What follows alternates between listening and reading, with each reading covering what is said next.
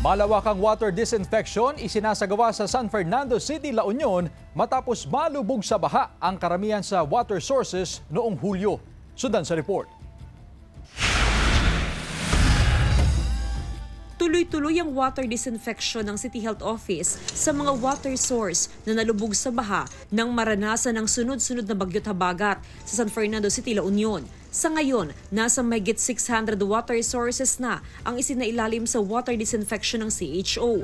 Malaking bagay raw ito upang matiyak na ligtas sa kontaminasyon ng tubig na iniinom ng mga residente. Lalo pat nasa 40% ng mga kabahayan ay nakadepende pa rin sa mga balon o deep well. Lunsad namin yung tinatawag natin na Ligtas Tubig program. Itong Ligtas Tubig program, tinarget namin yung ating mga communal water sources. Ito yung mga deep well, shallow well, at nag-disinfect sila.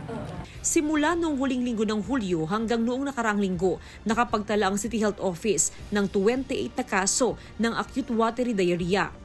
Hindi naman daw nababahala ang Health Authority dahil wala namang clustering of cases. Ibig sabihin, hindi dahil sa inuming tubig ang dahilan ng diarrheal cases.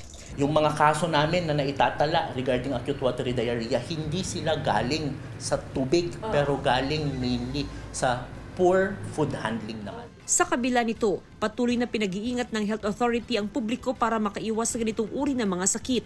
Importante talaga. Oo, dahil dahil malinis yun eh.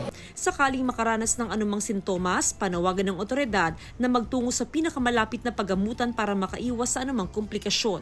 Kasama si Henry Dumincil, Jasmine Gabriel Galban, One North Central Luzon.